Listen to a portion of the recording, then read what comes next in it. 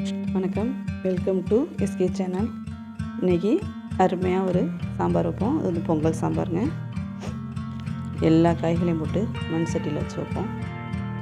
இதுக்கு வந்து ஒரு 150 கிராம் துவரம்பருப்பு எடுத்து ஊற வச்சுக்குவோம்.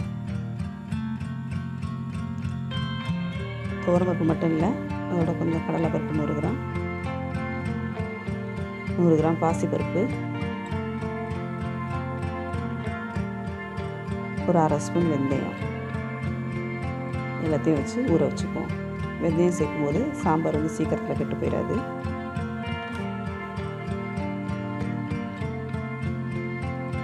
இதெல்லாம் ஒரு 10 நிமிஷத்துக்கு பருப்பு ஊறட்டும். இப்படி ஊற வச்சு சேர்க்கும் போது பருப்பு வந்து சீக்கிரமாகவே வெந்துடும். இப்போ அடுப்பு ஆன் பண்ணி அதில் மண் சட்டியில் ஒரு 1/4 சட்டி தண்ணி வச்சு சூடு பண்ணிக்குவோம்.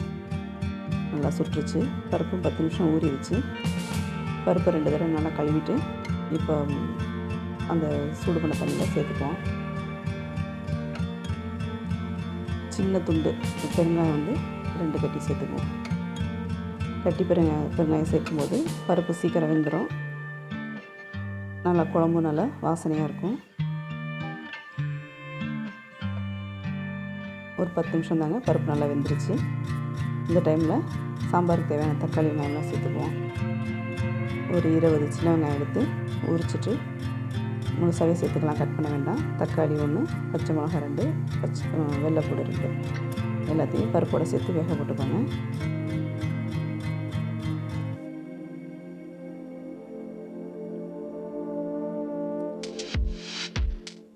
எப்போவுமே பருப்பு வந்து சாம்பாருக்கு வந்து குக்கரில் வச்சு வேக வச்சு சேர்க்கலாம். ஆனால் இப்படி செய்யும்போது இன்னுமே நல்லாயிருக்கும், வாசனையாகவும் இருக்கும்.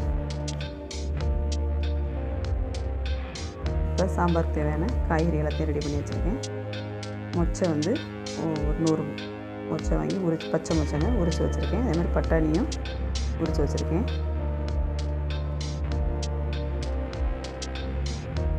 பூசணிக்காய் வந்து ஒரு 100 கிராம் எடுத்து அதையும் இப்படி நீல் சைஸில் கட் பண்ணி வச்சுக்கோங்க. பரங்கிக்காய், மஞ்சள் பூசணி சொல்லுவீங்களா, அதையும் அது மாதிரி கட் பண்ணி வச்சுக்கோங்க.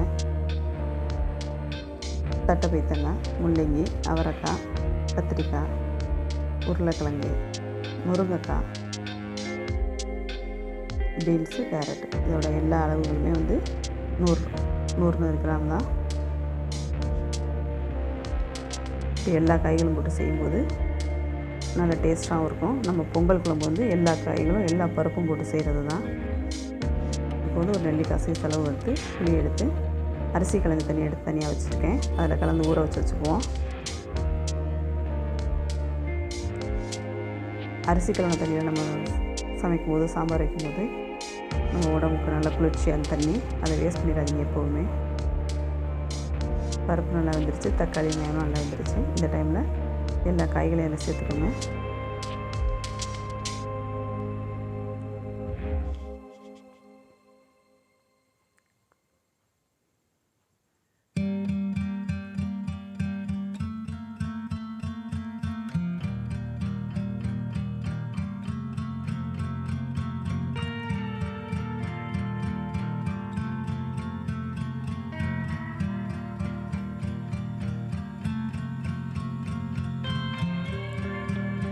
பொங்கல் குழம்பு வந்து கண்டிப்பாக மொச்சை, தட்டைப்பயித்தங்காய், பரங்கிக்காய், பூசணிக்காய் எல்லாமே சேர்த்து செய்கிறாங்க.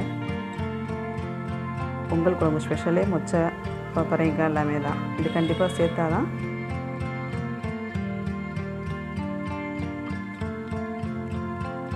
நல்லா கலந்து விட்டுக்கோங்க. இந்த டைமில் வந்து தண்ணி பத்தாமல் இருந்துச்சுன்னா கொஞ்சம் சேர்த்துக்கோங்க.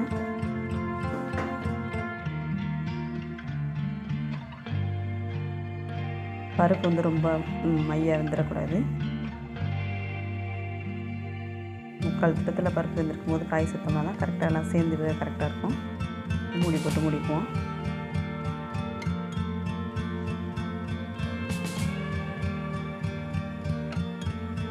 ஒரு கொதி வந்துருச்சு. இந்த டைமில் ஒரு அரை ஸ்பூன் மஞ்சள் சேர்த்துக்கலாம்.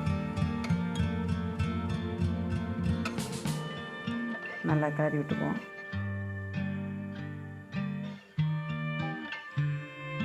மஞ்சள் தூள் வந்து ஃபஸ்ட்டே சேர்த்தோம்னா அந்த பச்சை வடை வந்து போயிடும்.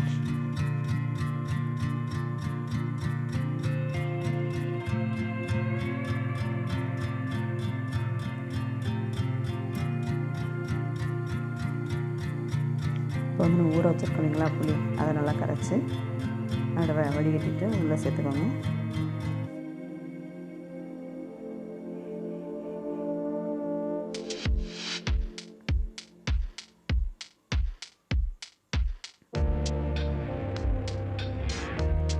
இப்போ நம்ம சாம்பார் தேவையான மிளகாத்தூள் சேர்த்துக்குவோம். கொஞ்சம் சாம்பார் பொடிங்க, இது ஒரு 1.5 ஸ்பூன் சேர்த்துக்கலாம்.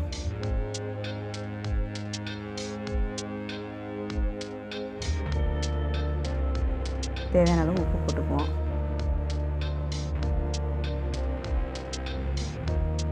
நல்லா கலக்கி விட்ருங்க.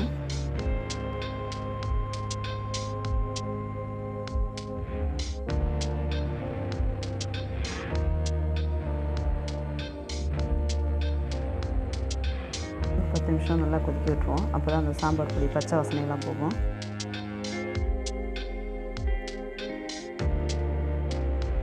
பாருங்கள், நல்லா எல்லாம் கலந்து கரெக்டாக வெந்திருக்கு.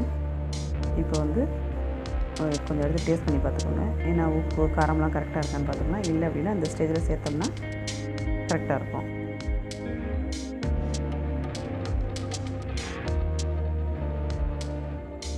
இன்னும் கூட ஒரு 5 நிமிஷம் கொதிக்கலாம். ஏன்னா அந்த காய்கள்லாம் வந்து ரொம்ப முழுசாக இல்லாமல் கொஞ்சம் கரையை வெந்தால் தான் சாம்பார் வந்து நல்லா திக்காக இருக்கும். நல்லா கொதிச்சிருச்சு. இப்போ ஒரு தாளிப்பு ஒன்று வைக்கலாம். அதுக்கு ஒரு 2 ஸ்பூன் எண்ணெய் விட்டுக்கோங்க.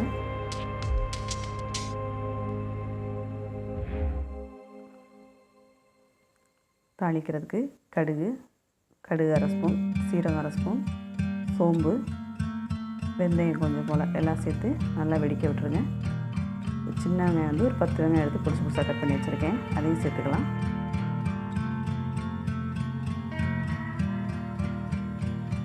கொஞ்சம் கருவேப்பிலை ஒரு கைப்பிடி போட்டுக்கோங்க.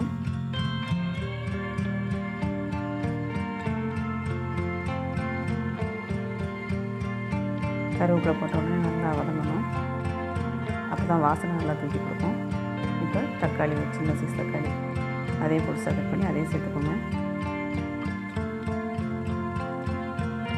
மல்லித்தலை கொஞ்சம் மிளகா அதையும் எடுத்து அந்த எண்ணெயிலே வதக்கி விட்டுக்கலாம்.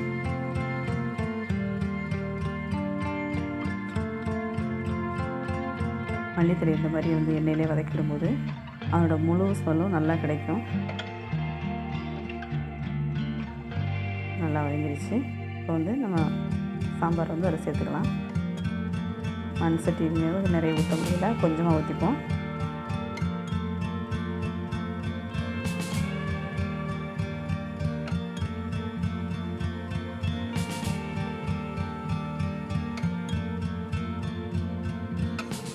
வச்சு சாம்பார் அதில் சேர்த்துட்டு ஒரு கொதிக்க விட்டுருங்க.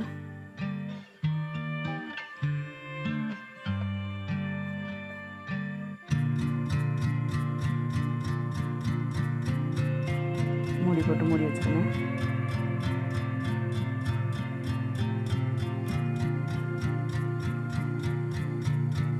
இப்போ நல்லா 2 கொதி வந்துருச்சு. பாருங்கள் சாம்பார் எவ்வளோ சூப்பராக இருக்குன்னு.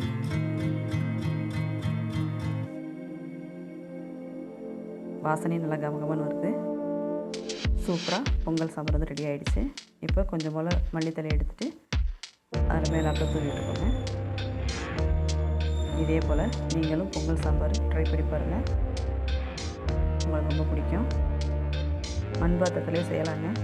கொஞ்சம் கேஸ் ஸ்டவ்வில் வைக்கும்போது கொஞ்சம் வந்து அடிபடாமல் பாத்திரத்தை நைஸாக கொஞ்சம் நம்ம ஹேண்டில் பண்ணிட்டோம் அப்படின்னா ஈஸியாகவே செய்யலாம். நீங்களும் செஞ்சு பாருங்கள், எப்படி இருக்குன்னு சொல்லிட்டு கமெண்ட்ஸில் சொல்லுங்கள். நம்ம சேனலை லைக் பண்ணுங்கள், ஷேர் பண்ணுங்கள், சப்ஸ்கிரைப் பண்ணுங்கள். தேங்க்யூ.